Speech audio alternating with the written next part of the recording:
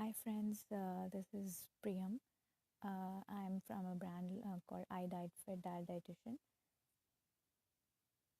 and I'm here to talk about, as I created the event, I'm here to talk about flatulence, which is in a term, it's a in a generic term we call it as farting or maybe gas production.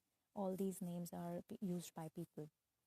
So, so why I took this topic? It's very common. People, these days, many of my patients are like getting across with these kind of patients, and they are facing such kind of issues with their intestinal things. And since we eat food every day, every time we love food, so they find so a number of problems with that, and they sometimes they are it's hard for them to digest. Sometimes it gets easy, but sometimes if they drink something, they eat something, they can mix and match and manipulate with the food items. So that's why I'm here to talk about few things about flatulence or maybe farting, and so we discuss about it. And you may ask the questions and whatever things you have in the meantime. So what is flatulence actually? So flatulence is nothing but a gas production, which could be intestinal or it could be a kind of a gas production by a mouth, which we call as burp or a belching. So these are two entirely different things. So our stomach produces gases, which is intestinal, and so via intestine, one goes out via anus, and second comes out via mouth, which is called burp. So today we are talking about fart, that is flatulence, that is which comes out via anus. So see, first of all, people think it's very embarrassing or it's like kind of frowned up. People feel like if somebody's farting in the public, it doesn't feel like good. But there is nothing to think about like that. It's something which is very natural thing. But first of all, we have to take care of it is like we should not fart, or the flatulence should not be recurring. It should be at a nominal level. It should be at a normal pace.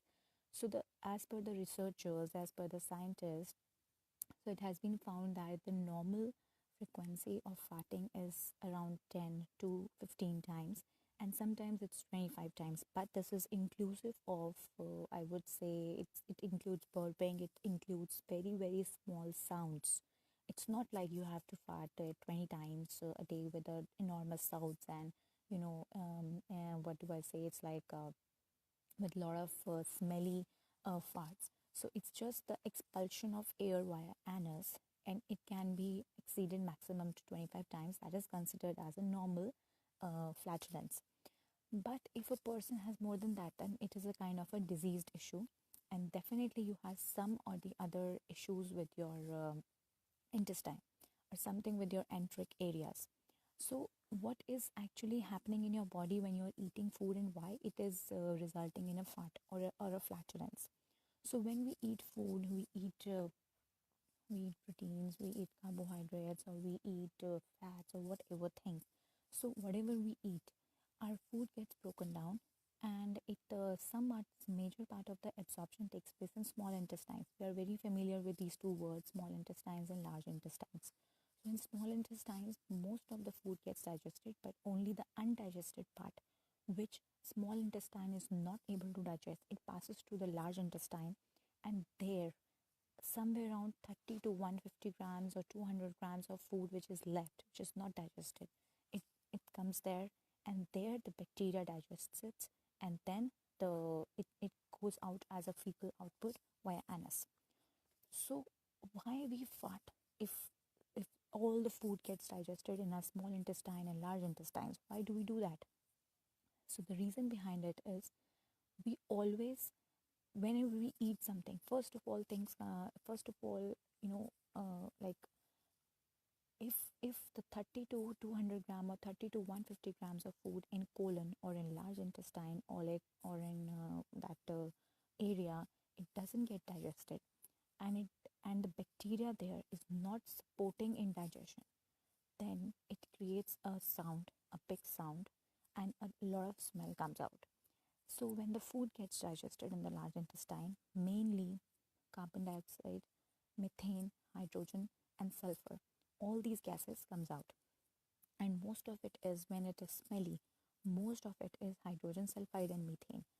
and only it is the 1% of the gas which is sulfur which creates too much of bad smell. So always we say like so just think about, you know, it's only 1% of sulfur which creates such a mess. If if you are farting, or if it becomes too smelly, it's not always that you fart and it's going to be smelly. It's not always the case.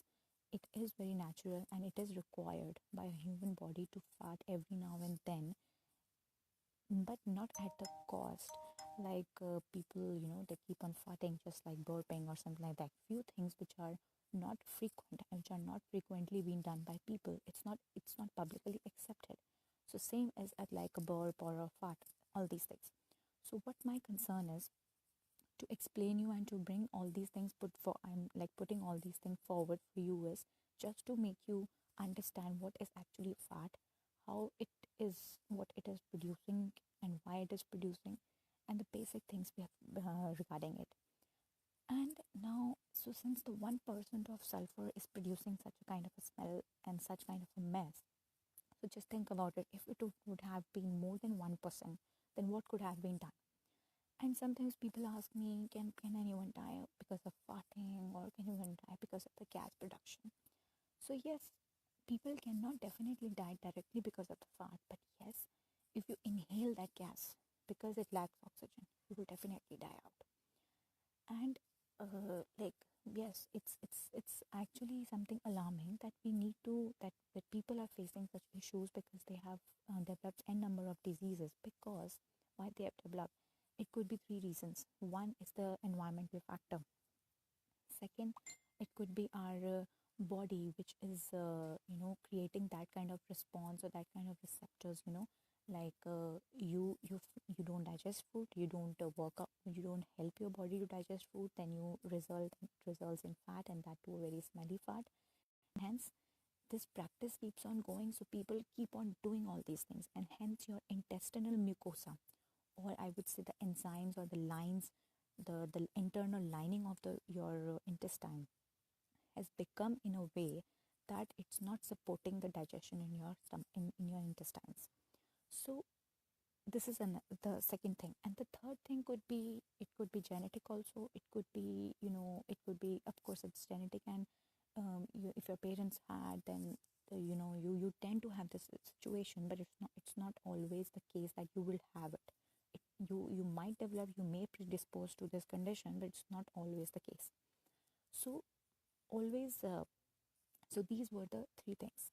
So now if I talk about if I'll just put a small light on it, what things, what foods to be taken and how foods to be taken, because my tomorrow's lecture will be on this particular thing, that what should be eating, what we should be avoiding, and what particular type of food breaks down into what, and it produces what kind of smell. So that I'm going to tell you tomorrow. In my so in tomorrow's lecture, I'm going to tell you about what foods, for supposedly if I eat a roti, then in roti, what when it gets digested, or even if it's not getting digested fully, then what kind of smell it is producing, and why, if it is producing such kind of a bad smell, or no, not any of the bad smells, or maybe nothing like noxious smells, then what is going to, what we should do to rectify. I'm sorry for the interruptions, but yes. And secondly, so similarly, the protein content, the fat content, and all other things which can create such kind of a nauseous smells. So one thing I would like to add today in terms of food intake. So basically, since it's only and only hydrogen sulfide or a sulfur containing products like hydrogen sulfide 1%, so since we can make, like since it's producing hydrogen sulfide, and that is, you know, producing such kind of bad smells. So I think we can make out by this statement, like we should avoid, or we should, you know not avoid completely, but yes, we should take care of the sulfur containing food products which create such kind of smells. I'm not saying to avoid sulfur containing food products, because they are, honestly, they add a big aroma and big nice taste to the food. Even I also love sulfur containing food items, but I cannot avoid it. If I face such kind of problem, then I have to pair it with a product, with a food product, which will help in complete digestion, and which will not create, in the end, the kind of noxious smells. So I should know what things are creating such kind of a mess. And if it is creating such kind of a mess, then I should know, what things should be paired up with the sulfur containing foods to, make it a positive, bring a positive result in the end. So tomorrow I'm going to talk about all these aspects, like food to be taken and what not to be taken. So just don't worry about if you are creating such kind of a bad smells or some issues with your body. There is definitely something which with your intestines which is not supporting your body. But yes, there are few things, there are many things which you can rectify. Even there is no need of such medicines if you can rectify your health with the help of only and only nutrients, that is food. Then there is no need of any allopathy or any homeopathy medication. And secondly, the last and but not the least thing, tomorrow I'm going to talk about majorly on the food, like focusing on the food products and pairing with what kind of food helps you with that. I would also put some light over exercises that can help in, with the ease of the flatulence problems. And yes, of course, people come across, when few of my patients recently, they asked me like, why do I burp every now and then? So it's a positive signal, like your food is getting digested. And if it is creating noxious smell again via mouth, so it means your bacteria hasn't supported you well. And it's something like, you always should pair up your food with a perfect positive, with a perfect in a perfect positive combination, so that you will not feel some kind of discomfort in your abdominal intestinal area. So there is a thing like, sometimes people, they burp and they create some, gas productions via mouth. And they start feeling pain at the back, at the, pectoral levels of the upper shoulder areas at that point. And then it slowly goes down in the lower back. And sometimes it comes in few of my patients I have seen, like they have complaints, like, the gas is rolling around, like on the whole of the back area, and now in my hands, and now in my shoulder area, and now it is going in my head, and it's creating a mess in my head, and I'm getting severe headache.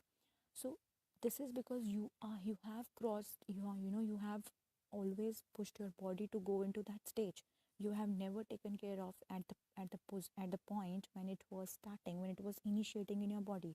So my recommendation is, always and always, whenever you face any issue, anything which is normal, but which is recurring, and it is not supported by a public, or it's not supported by your body, and your body is telling you that this is not the right thing happening in your body, then and there you should take care of it. You should not neglect it.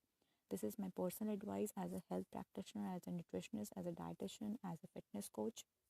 And I was always recommend, just don't embarrass, don't feel like, out of the crowd, that you are farting or you are creating some gases, and this is not going to be accepted by anyone. Yes, it is not accepted if it is too much of thing, but if it is in a certain limit and it's not creating a mess for others, it is accepted.